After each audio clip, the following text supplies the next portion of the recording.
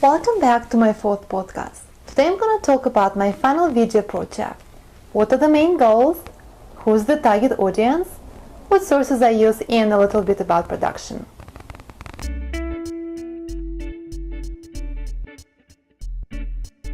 My main goal of my final video project is to talk about and present basic design principles. I plan to use this video podcast in teaching graphic design class for students who major in public relations.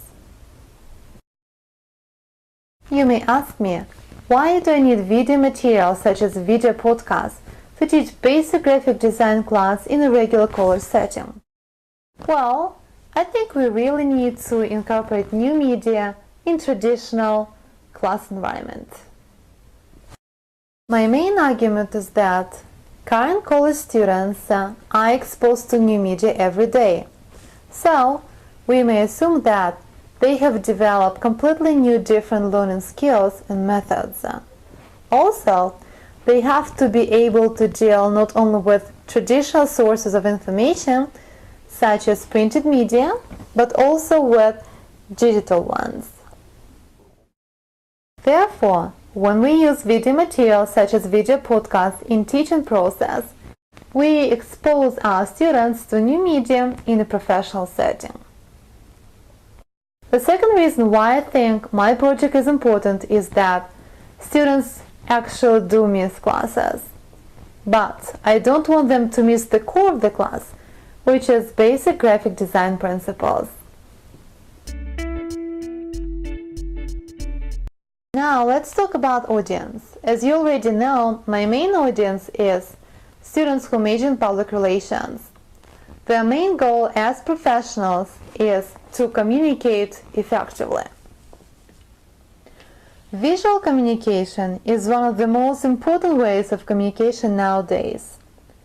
Companies, big and small ones, expect a PR specialist to create an effective website, to design a useful newsletter, a powerful leaflet, etc. It will be really hard to do all of this without basic knowledge of graphic design principles.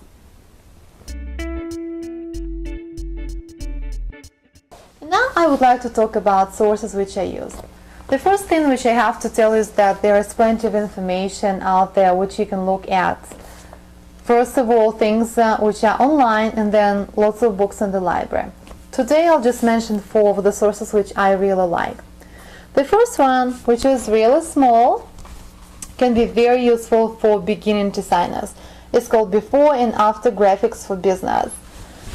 So what it actually shows you is the piece of a design before and after. So it actually explains you how the piece of a design can be changed to look and make it look much better.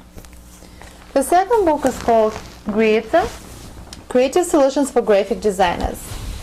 It has the CD inside, so you can look at how those grids look on the web screen. Then, the most important thing about this textbook is that it has all specifications and details about every possible grid which you can find here. So let's say you want to imitate some of this. Well, with this book you can do that.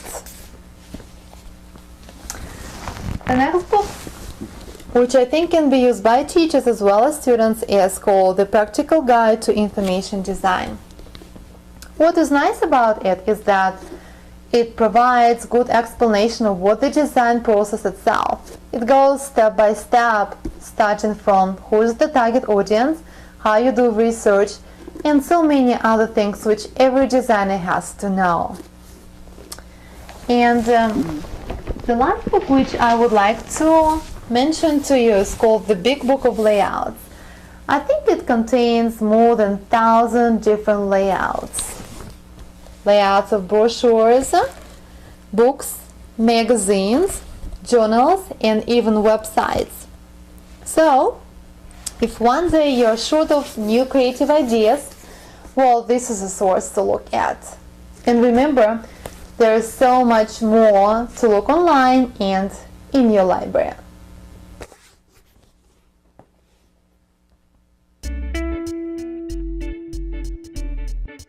And at the end, I would like to tell just a few words about production. When I was making my final video podcast, I was thinking about students.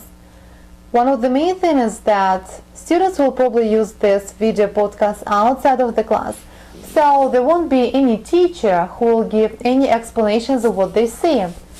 Therefore, I was trying to make it as self-explanatory as possible. And in conclusion, I really hope that this material will be a good source for students to learn what are the design principles and how they have to be used. Thank you.